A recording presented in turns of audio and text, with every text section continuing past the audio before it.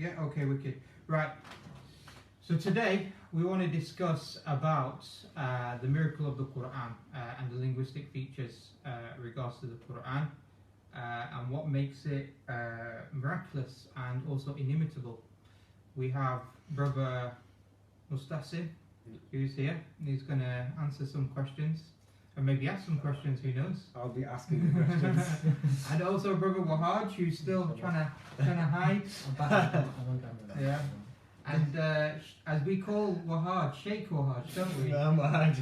I think they're referring to milkshakes. So Wahaj, you have studied abroad, haven't you? Yeah, I was fortunate to spend a short time in Egypt, alhamdulillah. So, but studies are still ongoing, so I'm still intending to go back. So you studied Arabic out there, you did a tafsir.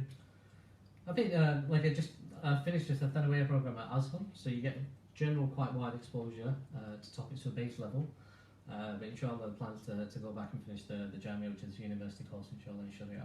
Okay, alhamdulillah. So, if anybody's got any questions regards to some of the specifics regards to the Qur'an, please ask away. Obviously, these things are informal. We don't have a fixed way of addressing this particular topic. But I think today what we want to really discuss is maybe 2 or 3 areas. One of them is the philosophy of miracles that we as Muslims accept and believe in.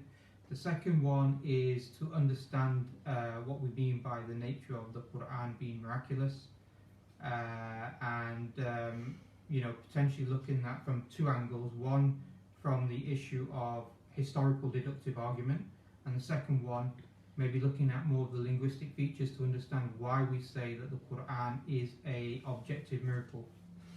What's your thoughts on Yasin? I think first we should start off with the definition of a miracle, so perhaps you'd like to present us with a definition. What is a miracle? I think in terms of, obviously, it comes from the Latin word miraculum, where we generally take the term miracle from. But I think in very simple terms, just for people to have a base appreciation, it's fundamentally something which breaks the basic norms and laws which regulate the universe, and that wouldn't be expected to happen without some type of external intervention. So therefore, if we can elaborately show that the Qur'an actually proves or provides something as proof which goes outside of this normal regulation or rules or laws that have been put down, then that would probably be the direction we want to push people to show that the Qur'an isn't from man. Is that like an agreed definition as well? Or is there other definitions as well of the word miracle? I think what it is when you look at the issue of miracle or mu'jiza, something which is inimitable, something which is beyond human production. Right.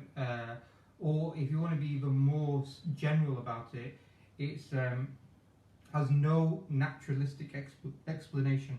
Okay.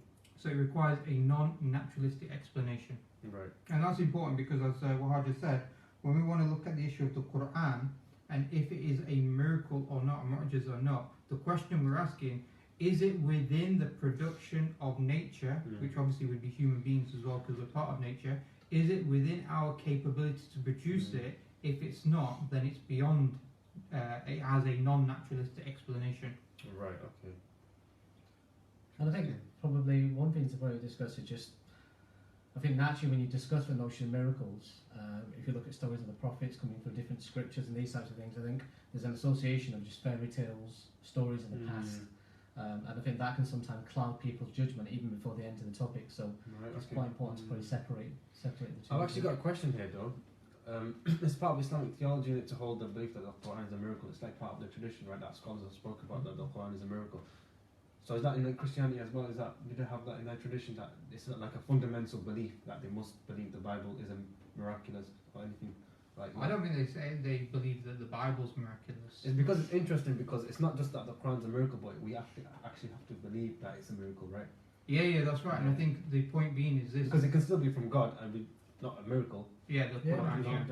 Like, I think that's because obviously as Muslims, what we believe is that you need to have evidence and proof of course, for the prophethood, and that's the key.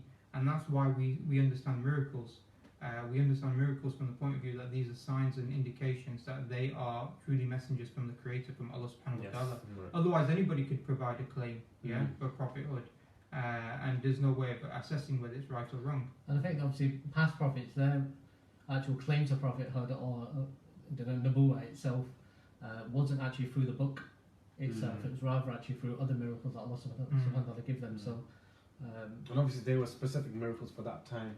That's right, yeah, and I think that's an important point because not only were they specific miracles for that time, but there were specific miracles for the people who were aware of that particular subject area where the miracle was being performed in.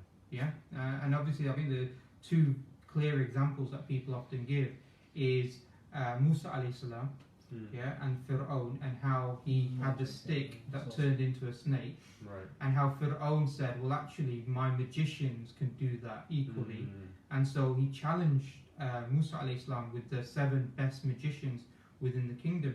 And what's really interesting here is that because because of Fir'aun, he justified his like godship based upon like these so-called magic, miracle, you know, not even miracles but magic, what these sorcerers were doing for him, so therefore when those people, either magicians and sorcerers, when they challenged Musa alayhi salam, they were able to quickly recognize what's within human capability and what's not within human capability, because they were experts. It's like going back, 30,000 years ago and going to people and showing them a lighter.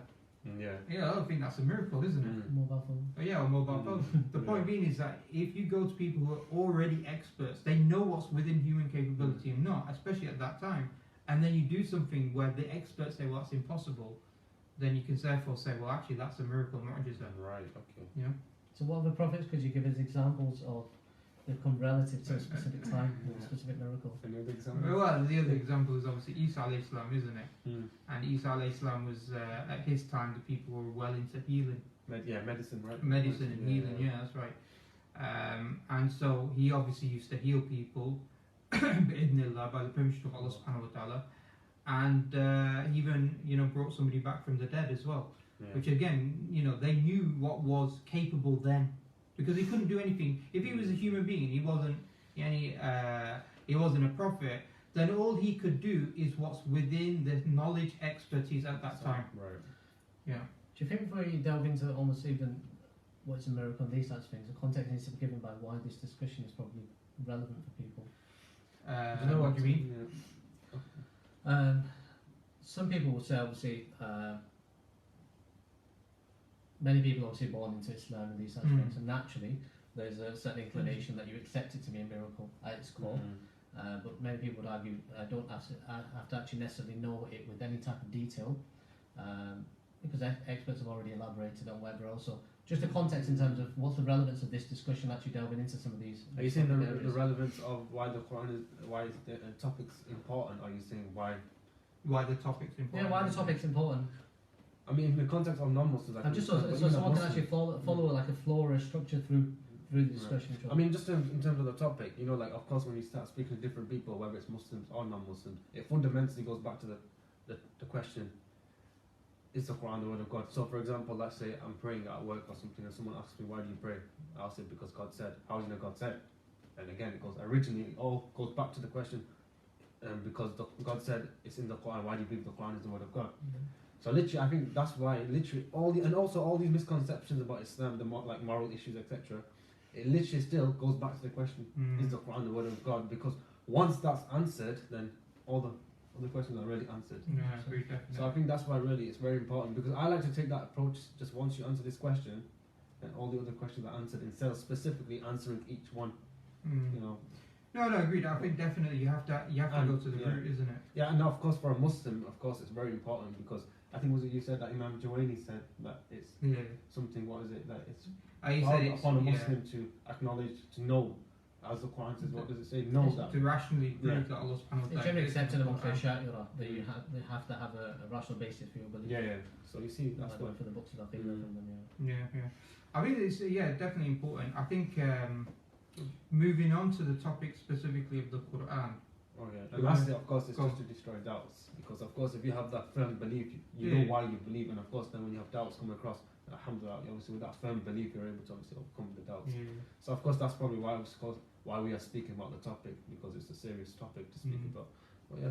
I was going to say, just moving on, I think going back to that point about philosophy of miracles within the Islamic perspective, I think as Muslims, obviously, we believe that it's a non-naturalistic explanation.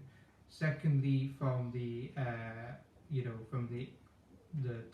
text, the Qur'an and the Sunnah, and they talk about the previous prophets, they talk about how the people had a certain level of knowledge and capability in the area by which they were, the miracle came. And the third aspect was that there was a challenge as well.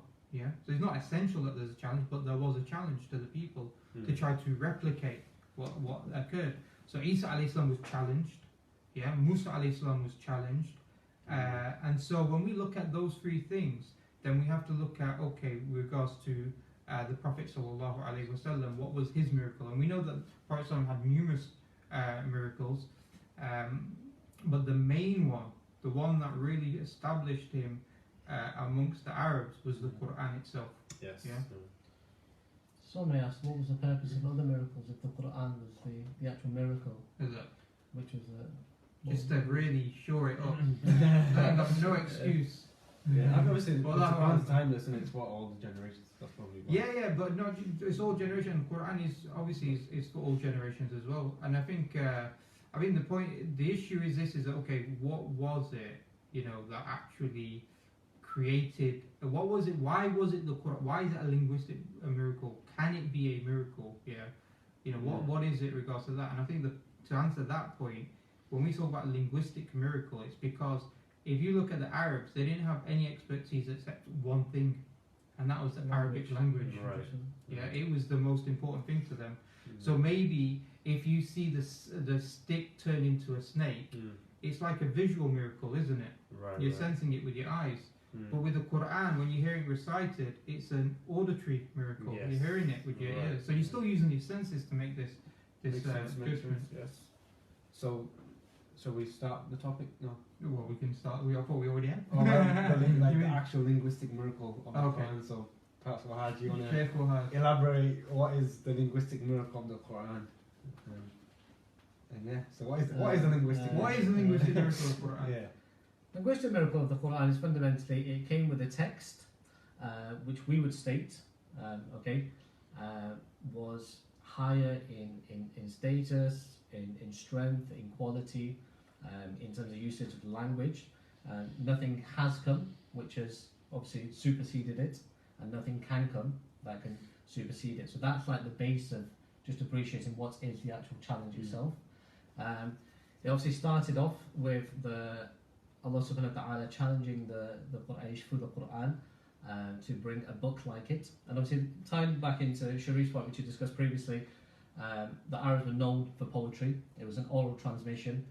Even basic things like knowing their lineage back to Adam alayhi salam, and that would be the connecting point between different Arab tribes, and knowing where they were connected, what lineage they had, etc. Right the way through. Even if you look at the main Arabic poetry, which is known as mu'allaqat, some said it was hung in the Kaaba, some said it was ordained by a king, some said, but it was written in gold and preserved, and these were known to be the standalone best pieces in Arabic poetry. And these pieces of poetry were produced by certain poets pre-Islam. Now we have a general collection of the poetry, the language, through oral transmission, and some of it's obviously physically recorded, but part of that was done at a later date, for about 200 years prior. Okay. And the argument is that the Arabs were at the height of the language. So if there was any population that would have been able to meet the challenge of the Quran, it should have been the Quraysh, or the Arabs at that time.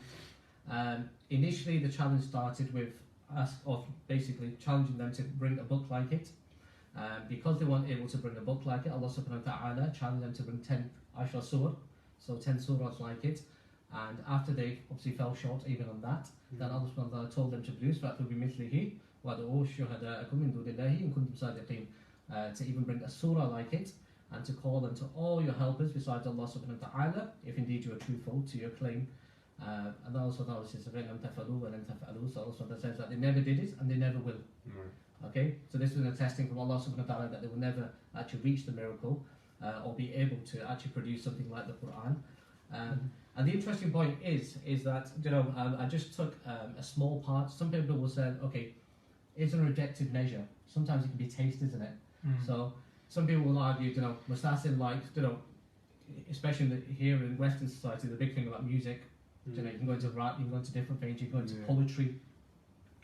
And a lot of people will argue that actually it can just come down to taste.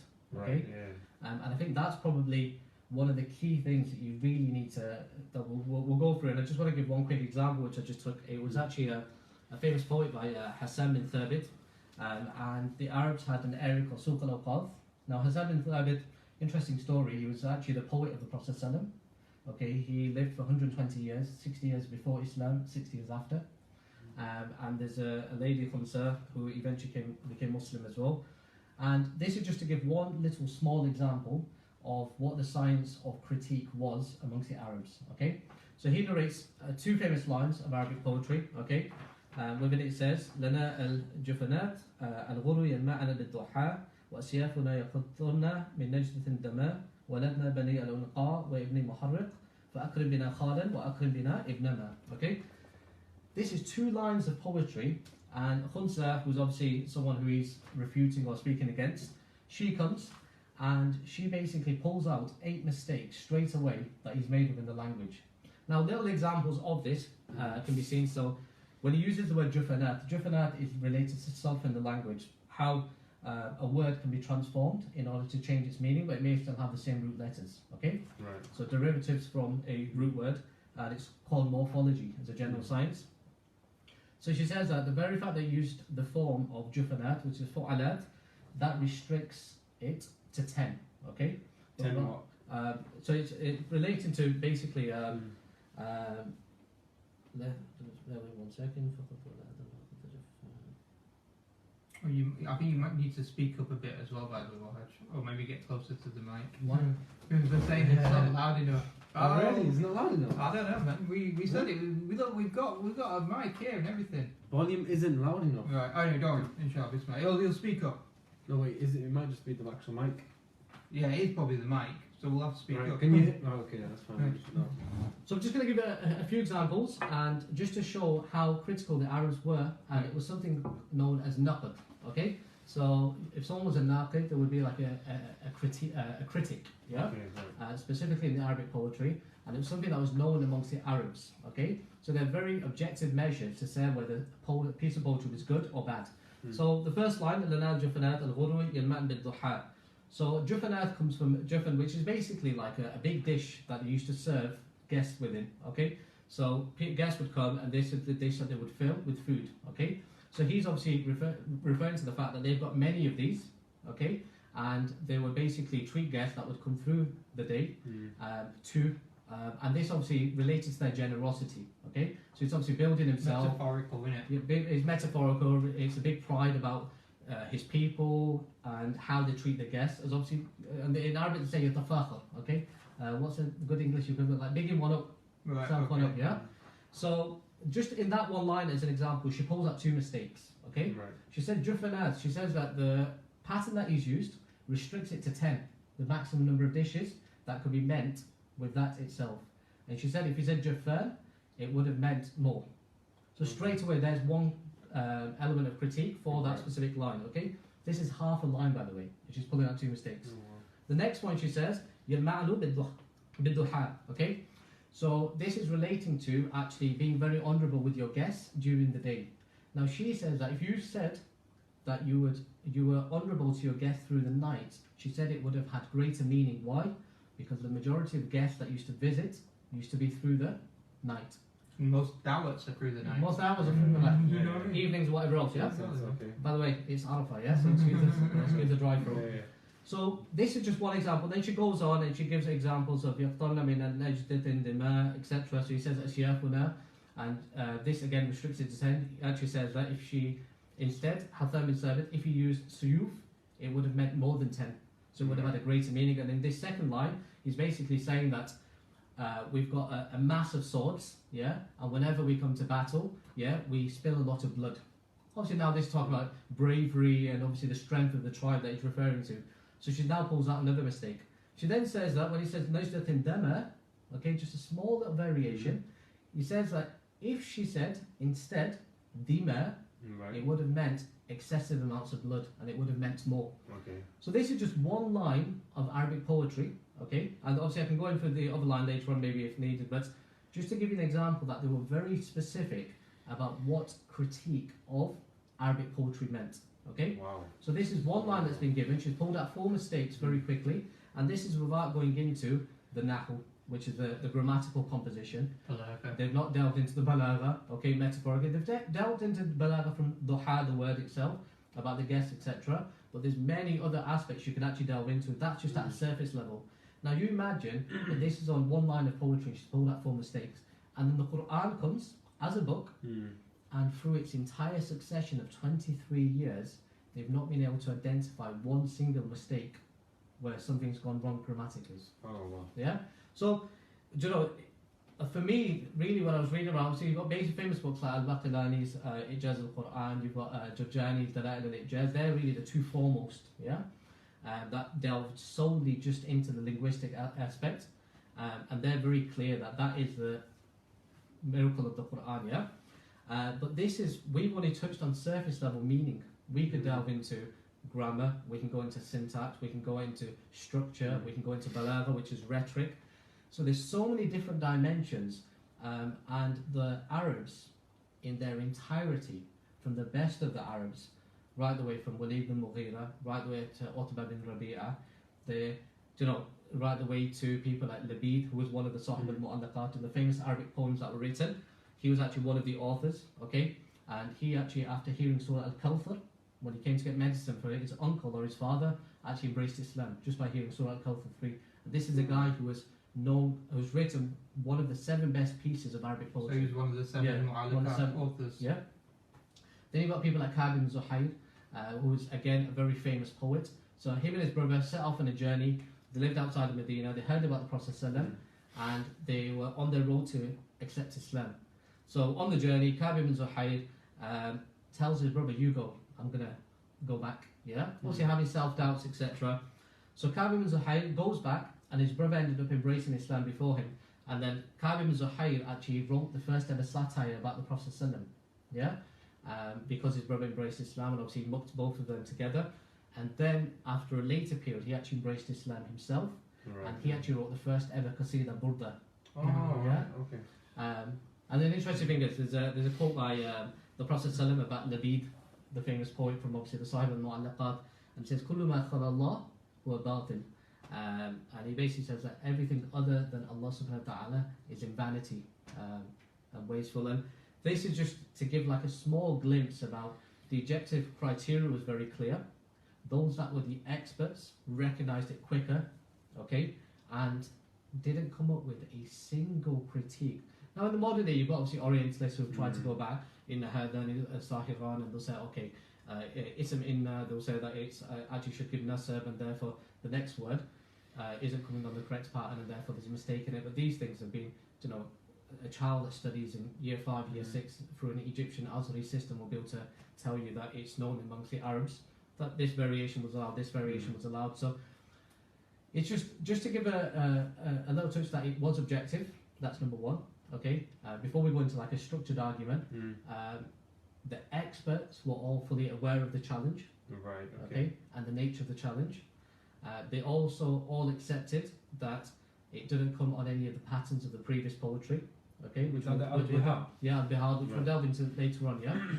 So just to give a clear picture that it was very objective. It's not something where we can say it was subjective to taste. You liked it, I liked it, he liked it. That actually he just didn't have a good taste for it. Yeah. And a lot of people almost superimpose their taste about music and other things onto it, don't they? Where they think, I like something, but he necessarily doesn't. It can be the same with food or whatever else. Just to be clear that within Arabic itself, the language and the poetry, there's a very objective measure where you can say that this is better than this. Right, yeah. Okay. So I just want to lay that as a base introduction. I've got nothing really to add, but alhamdulillah, I think that was a great introduction. But just to ask a question here. So you said obviously the challenge there was certain criteria to measure it. So why is it that scholars to this day, throughout centuries, they've had different, they've come up with different explanations as to what is the challenge. Some say it's this. So what is it? All of them? Is it one of them? Someone that I spoke to, he said it's not even the challenge that he believes. that it refers to is that it's the impact that the Qur'an has had. Yeah, that thing, you know. And So, so everyone has different, in that sense, what is exactly the challenge? Why is it not agreed upon? I think the statement everyone has different is probably incorrect itself. But just to start with, you know, on the way here, just for a bit of Muslim actually, I was listening to Sheikh Tariq Suwaidan, and he goes for an explanation of al-Baqillani, and he says that Abu Hayyan, who was a famous historicist known within the language to be a master, he collated various aspects around the miracle and the language itself, and he said he was asked, narrates a famous example, and he says, you know, where's the molder of the ijaz in the Qur'an? So like, where can I point to it and say this is a miracle? Right. And he says the question is so silly because it's like asking where is a human in a human, or where is a water in water. Right. And I think firstly we have to be clear is that one thing, what is the objective thing that everyone does agree upon? They agree that Allah subhanahu wa ta'ala revealed the Qur'an. They reveal that it was a superior aspect of Arabic, okay, that no one has matched, no one will, okay, and especially the fact that the Arabic language has gone through a linguistic deterioration over time.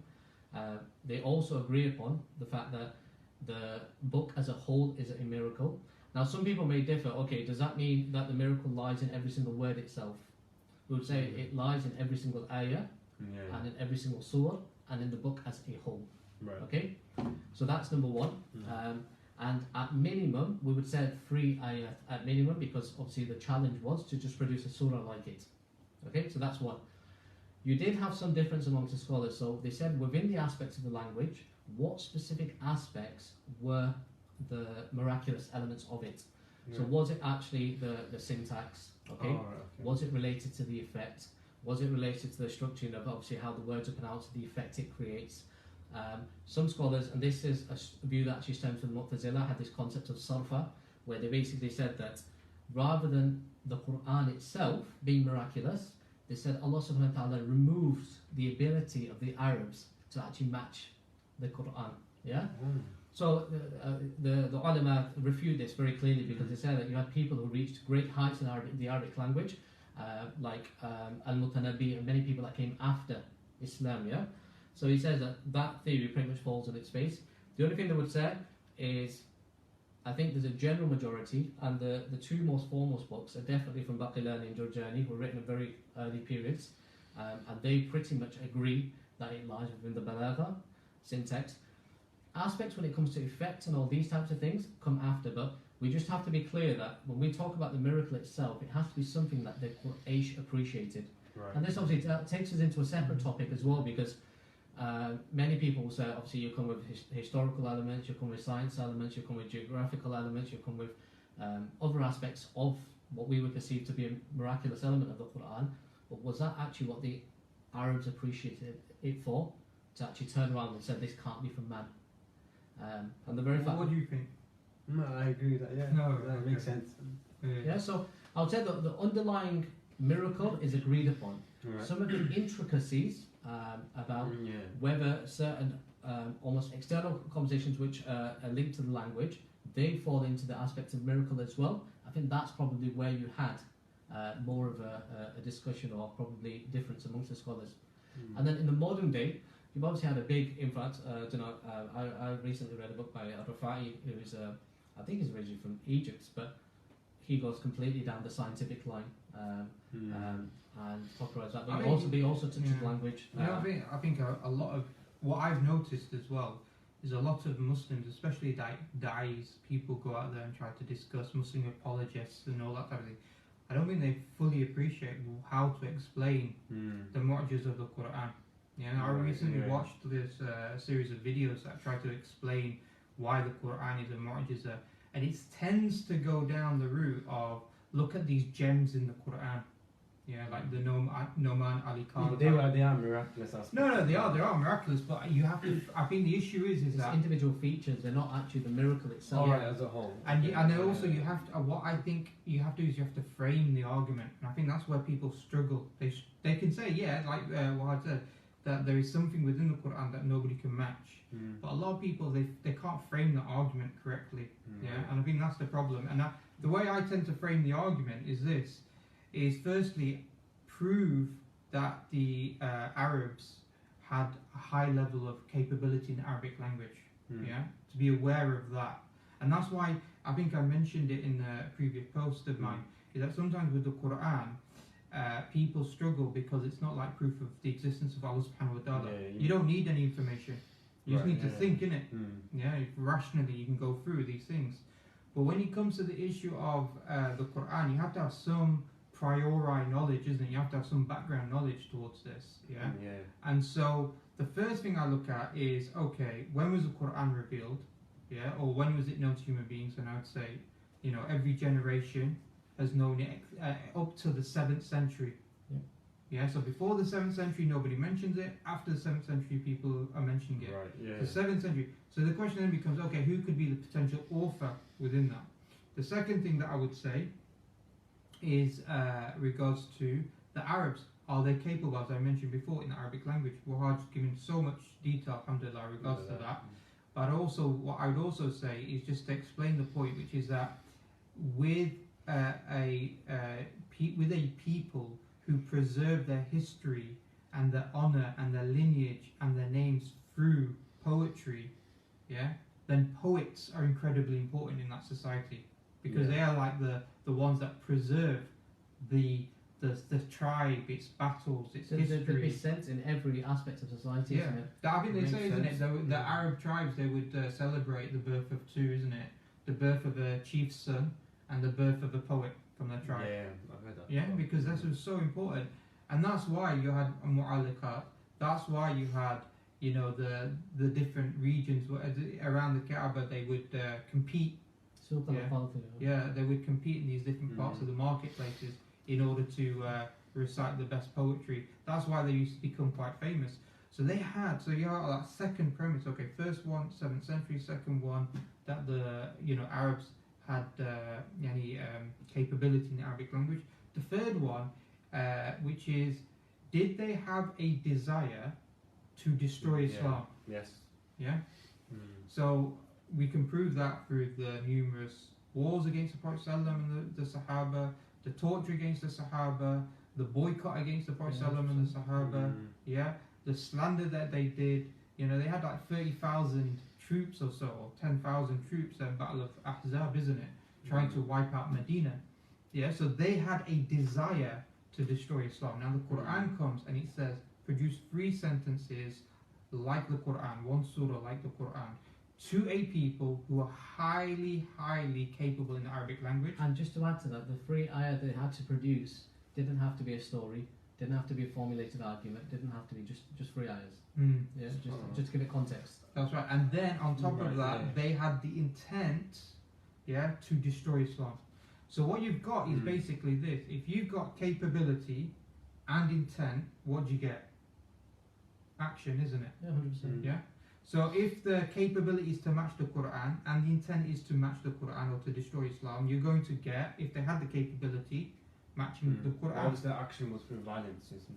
No, they couldn't. They couldn't, isn't it? The fact that they resorted to alternative means meant right. that You're saying first they tried to imitate and they couldn't, so therefore... That would be the natural process. That's the natural. The Qur'an is saying this is the reason why this is from God. And when you pride yourself on your level of Arabic poetry, and that's the very thing that obviously you build the strength of your tribe on in terms of how you speak about yourself, your family, you belittle others, That's the very medium of communication, to put down and lift up others in society. And it's common that means, and then you would expect them to obviously come to that challenge.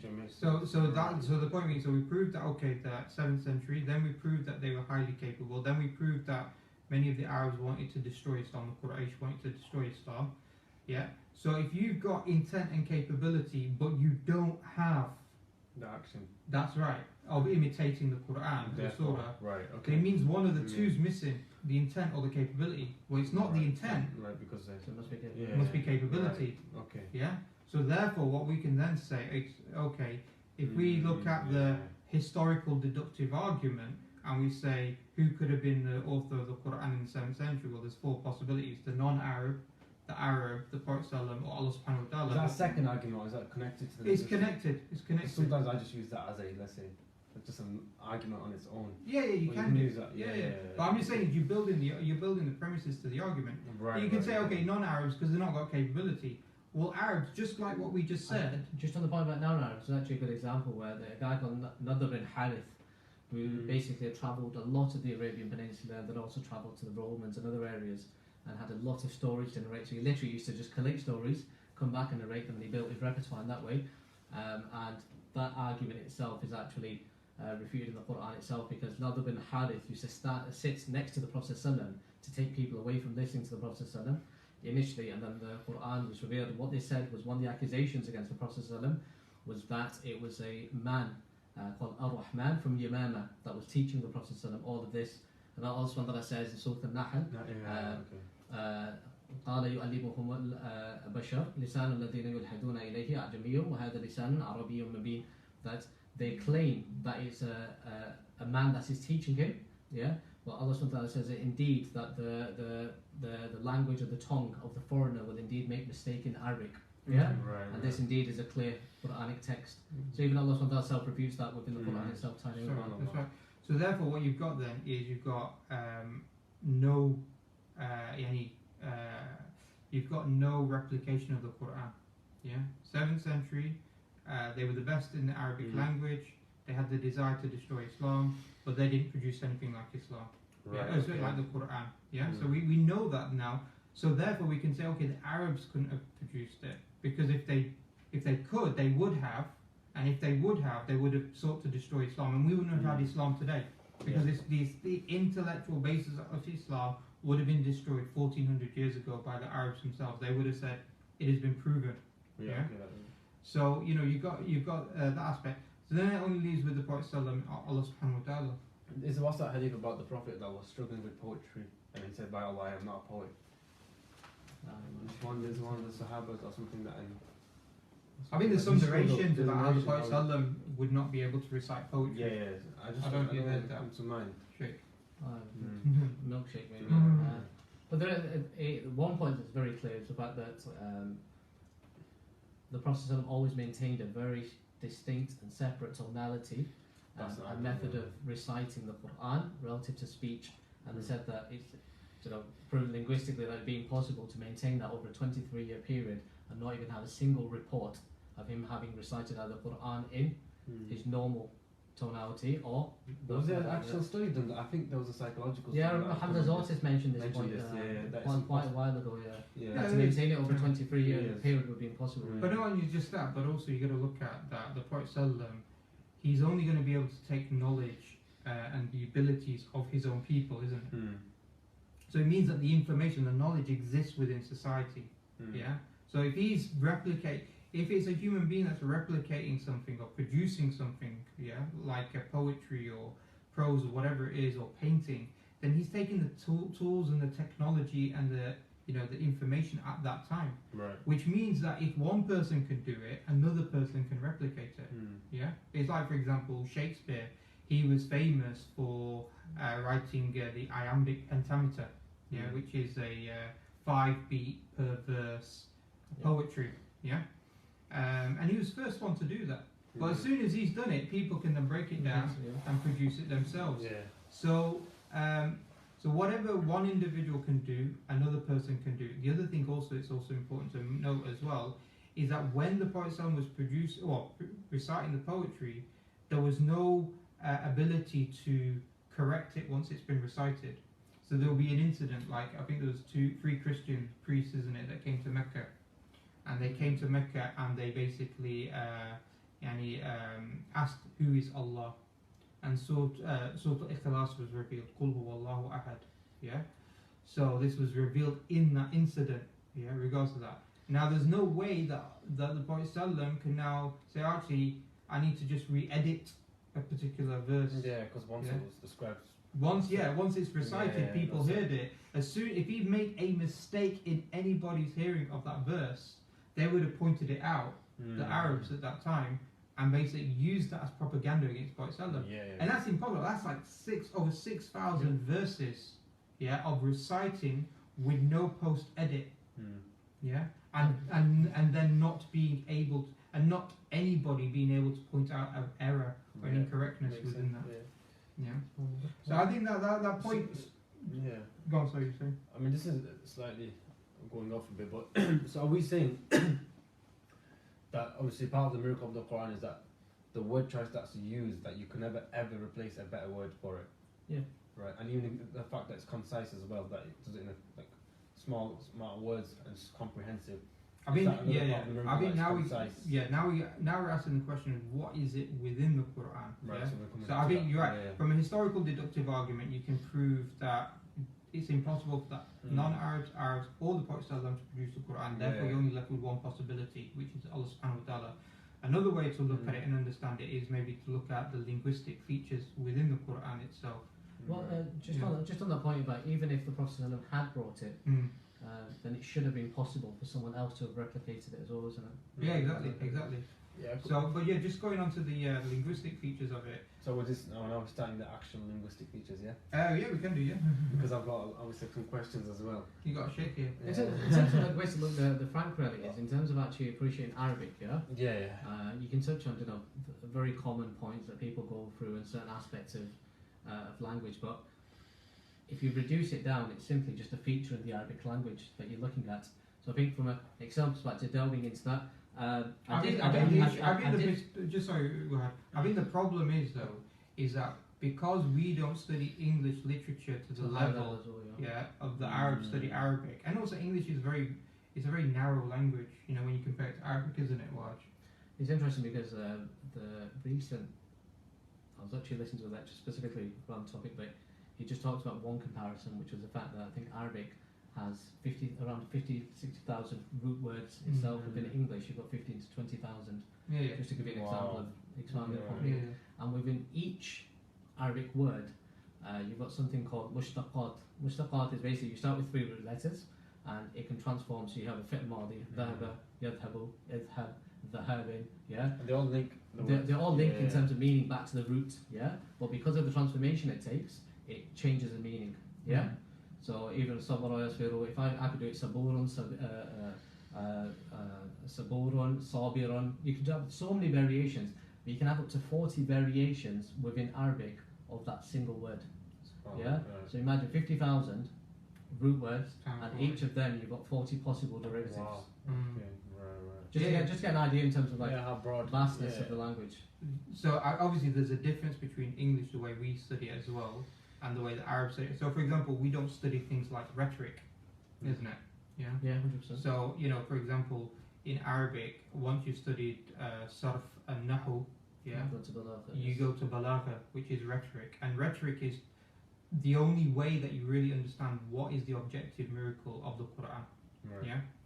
And so obviously you've got morphology and you've got grammar, and then you've got this, rhetoric, which is broken down into 3 separate sciences as well. Yeah, like ilm al-ma'ani. That's right. So knowledge of science of meaning, science of expression. So whether it's literal or metaphorical, and science of embellishment, like a beautification. Beautification of it. So it's very clear, and I think obviously have you studied ilm al-ma'ani?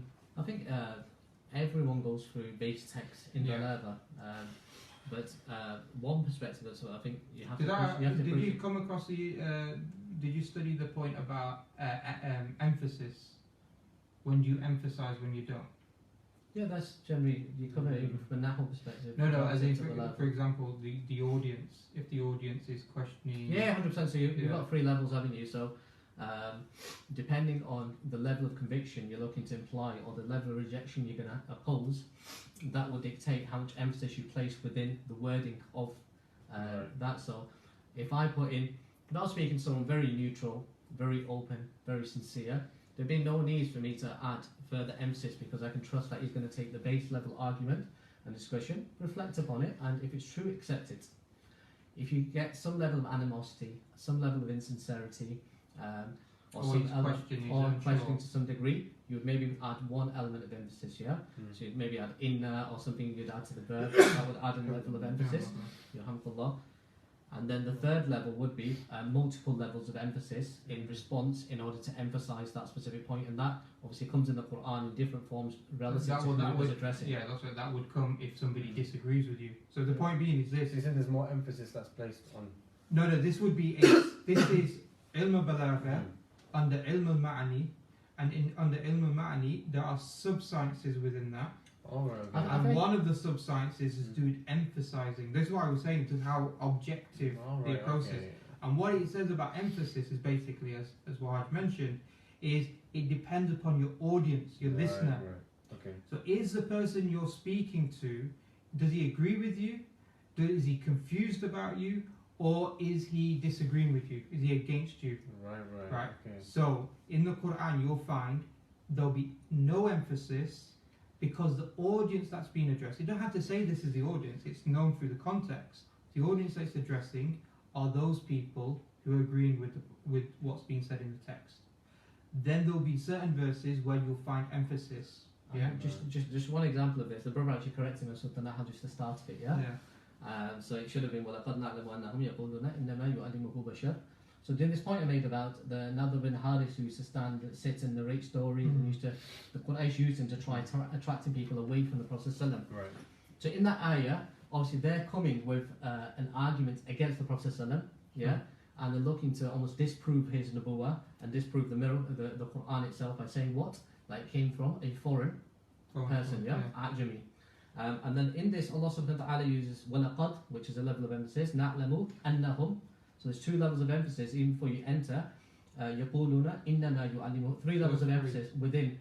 So you would have three, isn't it? Because this is a person who's disagreeing with you. And because it's addressing specific, and you know what level, or whether it's a refutation, whether it's a rejection, whether it's animosity, whether it's insincerity, your language would come relative to that.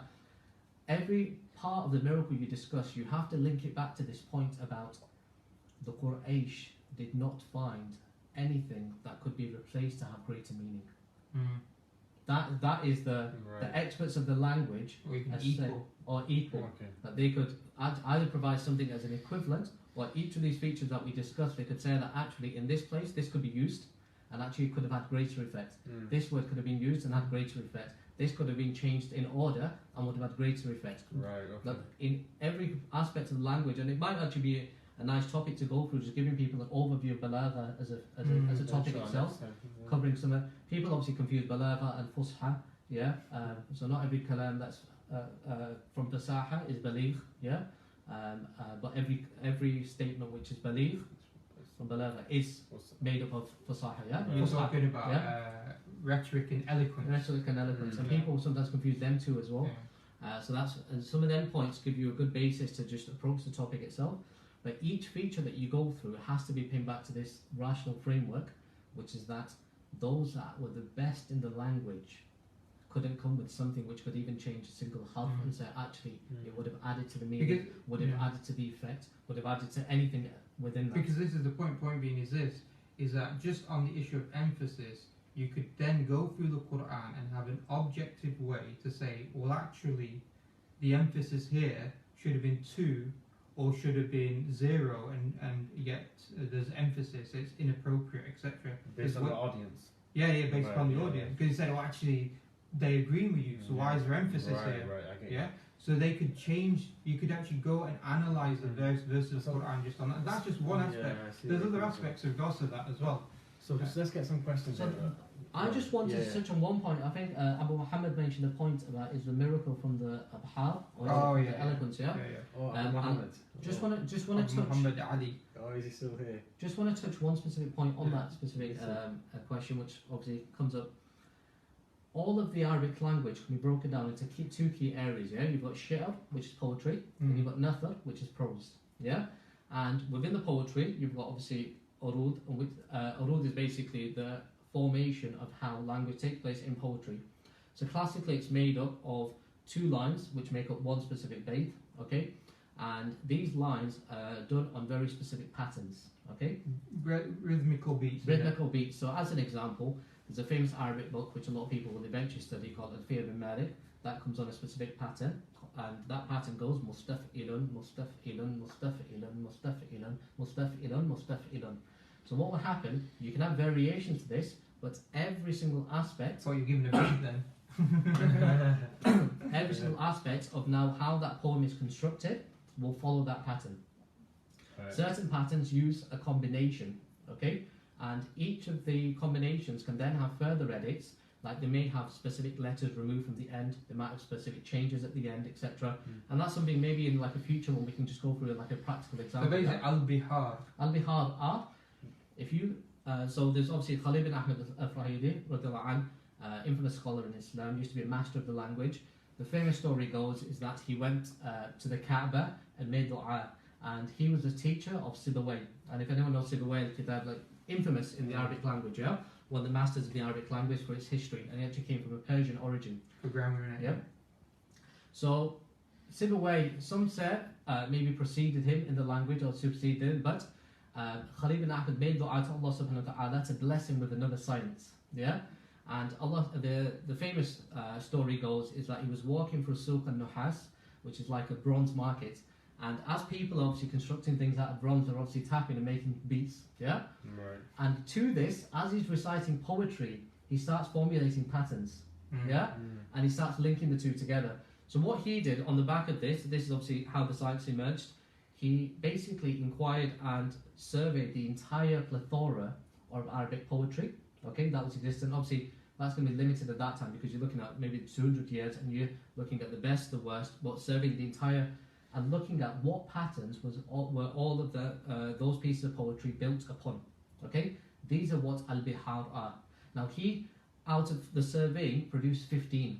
So he found 15 patterns which were common in all Arabic poetry, and then his student, and the name first comes to mind, but I can't remember the student's name off the top of my mind. I can get for people that are interested. He came and then added the 16.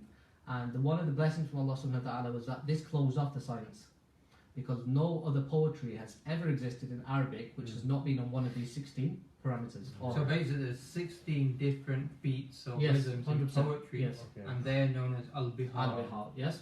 And then qafiyah, which is a science which interlinks with it, is the ending, okay? So the ending can be varied, formulated, you can have cutting of letters, additional letters, but the ending is related to qafiyah, and that's a science which interlinks with al-rud, and this basically produces the whole notion of Arabic poetry, okay? So they're the key things that fall into this poetry. Now, you've got poetry and you've got prose, okay? So the scholars unanimously agree that the Qur'an doesn't fall into any one of these specific aspects of the Arabic poetry. Prose is just unrhythmical speech, yeah? Yeah. And we know that the Qur'an has aspects of that, and it has aspects of rhythmical speech as well. So they said that what would happen is, say for example, if someone wrote a poem on Saja'ah is just rhyming patterns, yeah? Pop, drop, hop, cop, yeah? The Qur'an doesn't in any way, from start to finish, and what would happen classically, if poets wrote poetry, they would, if they adopted that style, they would follow it through from start to the end. Whereas the Qur'an, you find it in aspects, but not find it in aspects. Okay, so it doesn't follow right the way through. That's one aspect. Well, like a pattern. Yeah. So you do find it yeah. in that al-Kawthar, فَصَلِّ لِرَبِّكَ وَانْحَرْ إِنَّ شَانِكَ هُوَ الْأَبْتَرُ. Yeah. So you do find it as قُلْ أَعُوذُ بِرَبِّ النَّاسِ مَلِكِ النَّاسِ إِلَهِ النَّاسِ. So the Qur'an does utilize it, but it's not an adopted style from start to finish. Okay? Right, okay. And this led the scholars of the Arabic language to come to the conclusion that the Qur'an has its own unique genre, because it doesn't fall into either any of the set patterns which are within poetry, and nor does it fall into any of the aspects of just prose. So just rather it uses an our audience. Saja'ah, and shir. Is this just a Muslim thing, or is it also non-Muslims mention the same point? Okay, so they should be maybe mention each other. No, it's a good point. It's a good point. People say there's a lot of bias on the topic. So I'm just I think obviously in terms I think I was at Artbury or someone from Professor. He said but just going on this point, because obviously I think you have to link the two discussions together. One is balagha, and one is the, if you want to use the word genre, yes. yeah, the genre of the Quran, yeah. So I think Abu Muhammad, he said, what is it? Is it the genre or is it the balagha, the rhetoric? Yeah. And what we say is that both together, when you take them both together, and you have something which is inimitable. Yeah. The main aspect obviously is actually the rhetoric. You know, how the construct of the meaning is created. But when you take that and you link that to the genre of the Quran, yeah, in terms of the way it's unique, then you find something which is inimitable. So for example, and I think Wahaj has sort of mentioned how it doesn't fit. So the question, well, what is the genre of the Qur'an? Well, there is no way to say actually what the genre is, because you say the Qur'an is the Qur'an, isn't it? That you say the genre is Qur'an. But if you look at some of the features within it, you find that the first thing that you find is you have, the way you recite certain verses. We can see it in Arabic language when you speak Arabic. It's quite harsh, isn't it? A lot of guttural sounds. It's very depending on who you're speaking to, what words you're utilising. You can be quite, quite. But when you recite Qur'an, there's a smoothness to it. Yeah, right. There's a general there's smoothness. emphasis on something. No, even if the emphasis, you still find it quite. There's a smooth musicality that you can recite to it quite easily, isn't it? Okay. Yeah, within the Qur'an, and that's because the points of articulation, how where you in the position of your mouth, you're reciting a particular word or verse, a particular word or letter. What you find is that at the end of one word, the beginning of the next, the point of articulation is very close. Okay. Yeah, so therefore there is a smooth transition from one word to the next Give word. some examples on how it would not be smooth and how it would be smooth, maybe. Look, in terms of the smooth, I think there's a book called Shakhsiyat Islamiyya. It gives some examples. So we can pull them out, but other aspects you can look at, even in terms of when you're talking about the interlink between the word usage and the meaning. Very simple examples, which everyone's familiar with, Surah Nas, yeah? So you've got soft letters and you've got harsher letters within the Arabic language, yeah? So, say for example, قُلْ أَعُوذُ بِرَبِّ النَّاسِ مَلِكِ النَّاسِ إِلَهِ النَّاسِ مِنْ شَرِّ الْوَسْوَاسِ الْخَنَّاسِ, yeah? So even the scholars, when they elucidate upon the usage of waswas, yeah? It was specifically done using soft letters and recited in a very soft way. Why? Because that waswasa is hidden. Right. Yeah. So that even further reinforces the aspect of waswas from shaitan. This is the other aspect of the genre. So one is the points of articulation, and how there is a smooth transition between one word and the next. And the second aspect is, in English you say onomatopoeia. Okay, that's what I was going to say then. Yeah, The onomatopoeia. sound of the letters. So you have in Surah Fajr, is it when Allah is saying when the earth will be crushed? Well, in Surah Fajr. Oh, Surah Fajr. Which part? Well, Allah says and then like pounded, crushed. Like, you can tell that it's something. That's right. So that's how you saw in Shams like fadamdama alayhim like. So it's got the emphasis. That's right, and that's the nature of the again another aspect of the genre of the Quran is that the words they resonate with the sound that they are being used. That's amazing. So pleasant things using light words or light letters, isn't it, in the Arabic language? Is that in English? Did they have that in English? Well, we have whisper, isn't it? Onomatopoeia. But obviously with Arabic, because you've got more capability of expressing more words, you can use those words which are, have that link to the light letters, and those which could be used in another way, which would use heavy letters with Arabic language. Or you could use certain words with a lot of syllables. Yeah, so it becomes harder to recite and pronounce, or not harder, but as in it becomes, there's a difficulty. Yeah, you have to put more emphasis in pronouncing.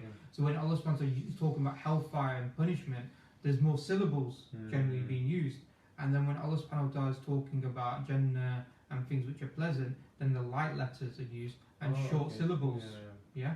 So you've got, if you now look at the picture of the Quran, you have the Quran has this ability that conveys the greatest amount of meaning in the shortest construct. And for people that are into tajweed, the mad further emphasizes this as well.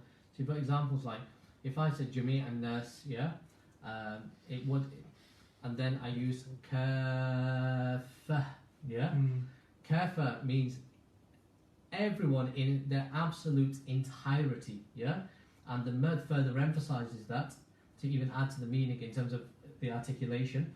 But if I was to use anything else as a specific replacement without actually utilising the mud and the specific use of the term itself and the interlink between them, you couldn't actually capture that same meaning as well. So what you have is a jigsaw piece, where it's completely together.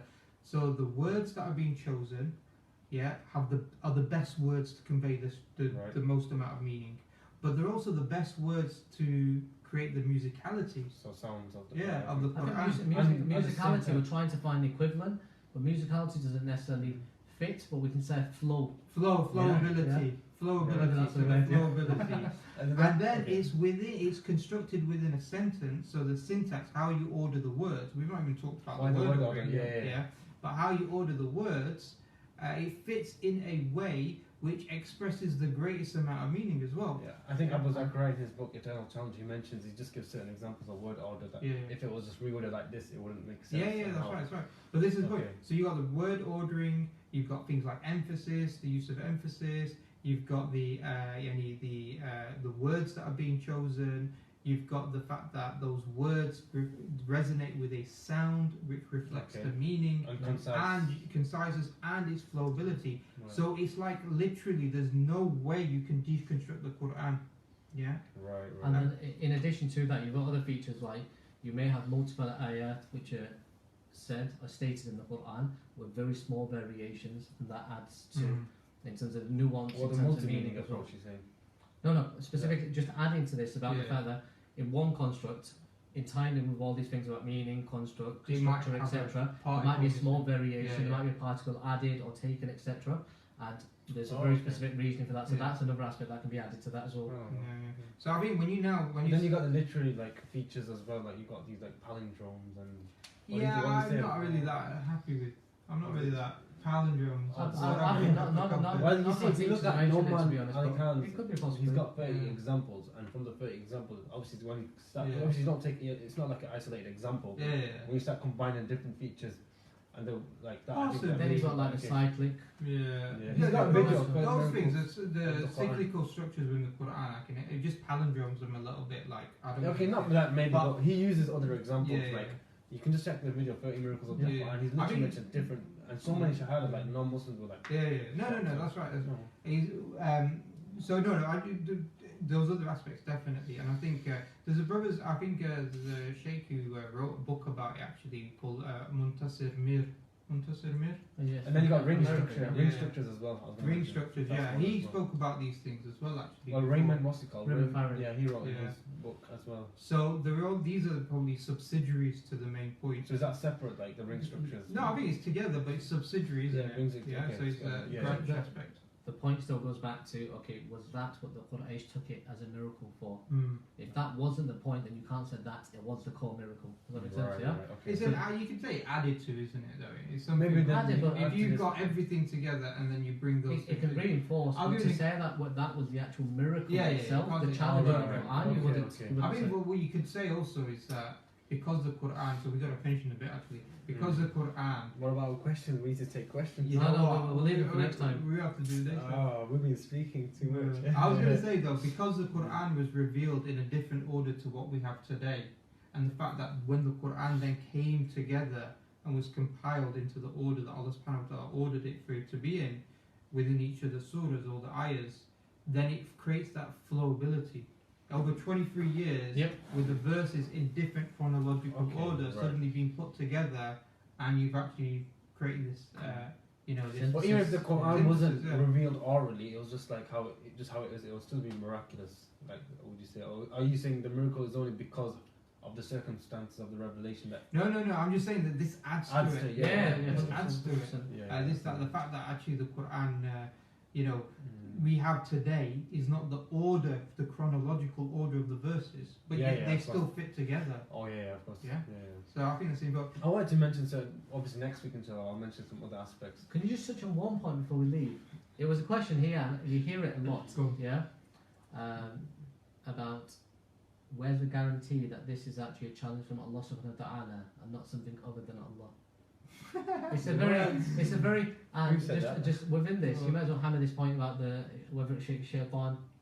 Look, obviously we have to look at this from a rational point of view, isn't it? And when we say rational point of view, the first question we come to is whether Allah subhanahu wa ta'ala exists or not. Once we prove once we know that Allah subhanahu wa ta'ala exists, I did myself. Already. Once we know that Allah subhanahu wa ta'ala exists, then obviously when it comes to the issue of the Quran and we're asking who the possible authors are, then we're saying who the possible rational authors. So the rational authors, non-Arab, prophets or Allah subhanahu wa ta'ala. The belief in Iblis or the shayateen or whoever it is. Depending upon the Qur'an. That's right, it's built upon the Qur'an, yeah? So it becomes a circular argument to say that the Qur'an could have been produced by the shaitan. No, but when they say that, they're at least at one point they're acknowledging that it's supernatural. Of course. But we're saying supernatural based upon our understanding what the rational. Shaitan's not a rational. They're not rational beings. Meaning we can't know them except that the Qur'an informs them that they because exist. obviously the Quraysh was saying that it's magic and things like that. And also obviously the Qur'an challenges even the jinn as well, isn't it? Oh yeah, To do something like that. But do you know, lastly, that so in where the Qur'an is challenging everyone to produce a book like it, I don't want to say my intention, but I have a feeling that this might refer to something else. That this is not even just limited to linguistic miracle. This is probably other miracles as well. You mean the impact of the Qur'an? So for example, in Surah 17, what Allah says that like if jinns and the human beings got together in order to produce the Qur'an, they were not able to. And obviously, there's another verse, a surah that says one chapter. I feel like that might be referring to that is referring to the linguistic miracle. But the verse where it says to produce a book, that is with the linguistic miracle, with other miracles maybe combined. I mean, you know, because you have to understand. Look, the linguistic miracle. Did Allah intend a linguistic miracle for every century? Since we say the Quran is timeless, of course it has other miracles to it, which we'll mention next week, like the preservation, prophecies, maybe the numerical miracle, whatever, historical, etc. So I'm thinking that this verse that Allah is saying, the book like it, is referring to like literally everything. I think it's linguistic. What I would say is this: is that what would I say about that? You could say. I mean, one is obviously you have to go to the tafsir of the verse, isn't it? See how the mufassirin understood it. No, but notice what the verse says, if humans, it doesn't say Arabs. So this now refers to all humans. Oh yeah, so there's what I was going to say is about this issue of... so it can't be referring to the linguistic miracle, because if it is referring, not every human speaks Arabic. Whereas the other two verses, you could say, okay, it doesn't specify human beings, specifies the people... No, but he's saying is that there's a debate within the Mufassirin and scholars of Islam, which is that is the Quranic miracle limited to the time of the Quraysh, or is it for all mankind? Of course, it's timeless, actually. No, but even either way, it doesn't really make any difference because the Quraysh were the best of the Arabs. If they failed, it means every subsequent generation will fail. Because the Arabic language will get weaker. So it's definitely, we can still say that the Quran is a living miracle, and that anybody who wants to challenge it, obviously the condition would be to learn Arabic. So that's within the capability of a human being, isn't it, to learn Arabic, whether he does or doesn't. Then we have got other objections like surah the surahlikeit.com, is it, and then the truth of Quran, and then we have to respond to these objections as well. That's right. And we're going to do that for next week, or we'll leave what's the time? Maybe for next week, but I think because we're getting late. Collect some of the arguments. Because what I want to do maybe to start on that basis. Next week, what we can do is respond to some objections like Ani Sharash's truth of Quran. surahlikeit.com, and we can maybe let you do a bit of because you obviously mashallah you know Arabic as well, so you know. Just one thing I want to say very clearly is I discussed this with my teacher at the time, and he's a specialist in Nahu itself, but he said one thing that really puts Muslims off is they hear something recited like the Quran. So I can take an Arabic text and recite it as a معنى البيتين النحسان. You think, someone's produced something like the Quran, and I think a lot of that is just because we have quite a superficial approach like itself, and we associate a lot with the sound, because obviously that's one thing that's magnified even in the modern day, So I think just starting on that basis, you have to be clear that certain, and one thing my teacher emphasised, he said that there was much of Jahili poetry which came recited in a similar fashion. I heard the Bible being recited as well, but it doesn't sound. But you know what? It doesn't sound similar because there was an experiment done that Sheikh Muhammad Al-Rafi, he got this Japanese, and they could distinguish between what the Quran was and what was poetry. No, but I think if you want it, obviously we can do it next time. But when people looked at the True Furqan, I think it was, and you had some atheist ex-Muslim who was reciting it, in a very nice pleasant tone, and somebody went in and looked at that and said, look, he's actually changed the words. Oh yeah, that's what they do. Because it doesn't fit in the flowability, like if you were reciting Quran. So he had to change it. He put a shadda upon it when he's not meant to, and things like that. There was a harsh transition, but he covered it up, by not even using Arabic words. It wasn't. I think even all Arabic of them words. are like that because someone else analysed it on YouTube. I don't know what his name was, and he's just showing how everyone copies the Quran. They'll just change. Yeah, but what it is that they're not actually reciting Arabic words. You have the famous example. They're faking the words. Musaylama, isn't it? الفيل والفيل وما أدراك ما الفيل له جسم كبير, and then he goes on to say خرطوم طويل. So he basically says الفيل, the elephant. What is the elephant? What do you know about what the elephant is? It has a big body and a long trunk. Yeah, I heard that one. Yeah. On that, and he was mocked on that one. On that note, we better end it because it's Maghrib time. We're not even eating. I hope you all enjoyed, inshallah. Okay, sure. We shall meet next week, inshallah.